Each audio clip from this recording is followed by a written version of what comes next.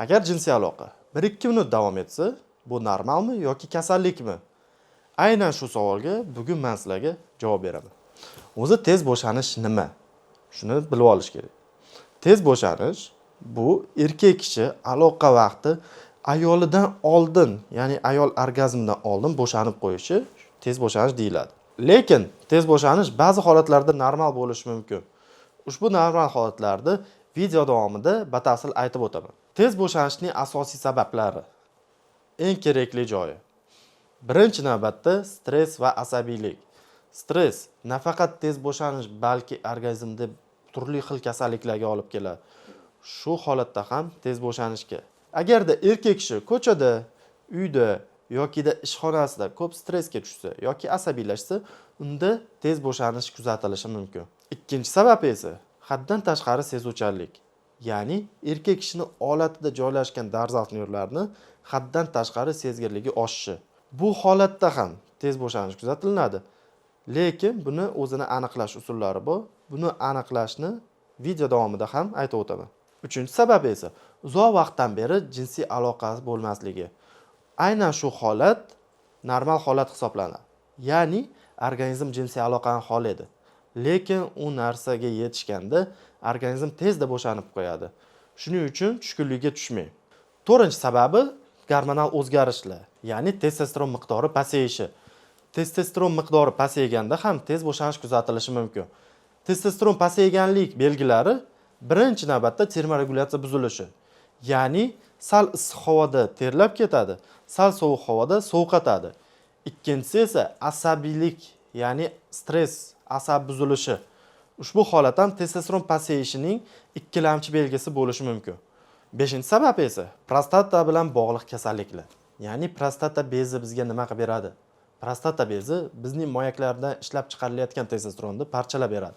Agarda prostatada, ya'ni prostata bezida shamollash, yallig'lanish belgilari bo'lsa, bu o'z navbatida testosteron parchalanishini kamaytiradi va tez bo'shanish hamda erektil disfunksiyaga, ya'ni olat turmasligiga olib keladi.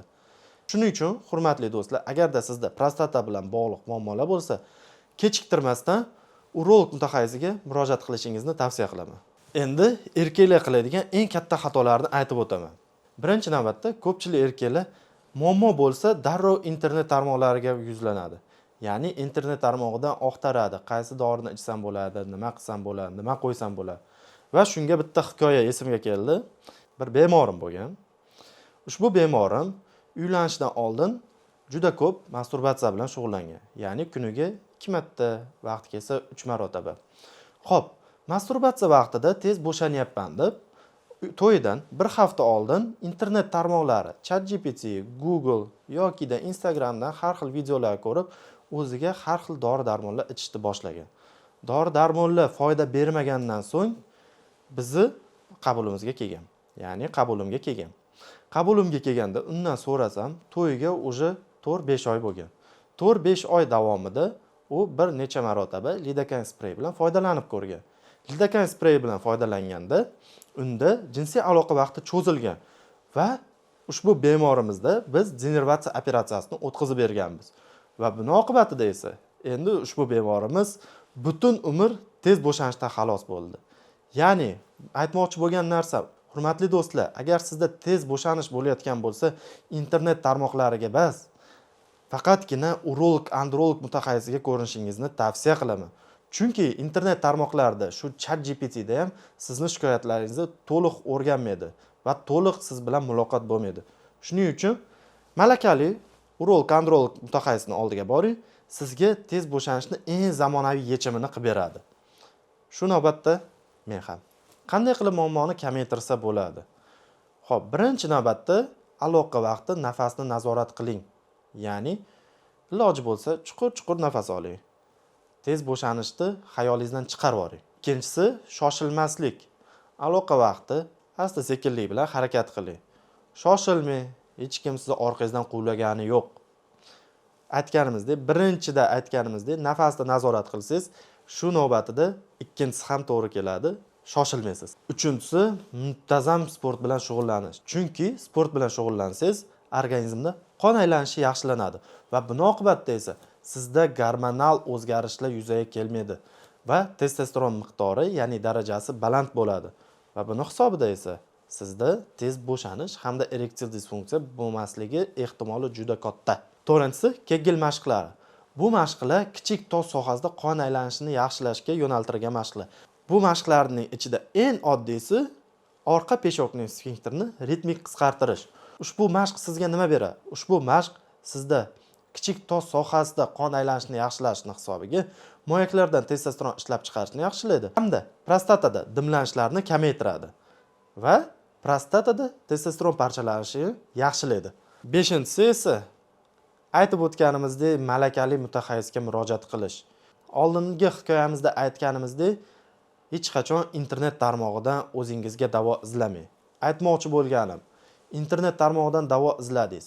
Davo izlaganingiz bilan bu sizga vaqtinchalik yordam berishi mumkin va eng achinarlisi esa bu davo bermasdan sizga faqat minusga ishlashi mumkin. Ya'ni sog'lig'ingizga ta'sir qilishi mumkin. Shuning uchun hurmatli do'stlar, agarda sizda tez bo'shanish kuzatilyaptimi, albatta malakali mutaxassisga ko'rining, ya'ni urolog-androlog mutaxassisga boring. Agarda sizda tez bo'shanish nervlar sezuvchanligi oshganligi hisobiga bo'layotgan bo'lsa, sizda 15-20 daqiqalik operatsiya orqali butun umrga tez bo'shanishdan xalos bo'lasiz. Agarda gormonal o'zgarishlar hisobiga bo'layotgan bo'lsa, buni ham yechimi bor. Shuning uchun hurmatli do'stlar, uyalmang. Ochiqchasiga borib gaplashib, o'z salomatligingizga bee'tibor bo'lmang.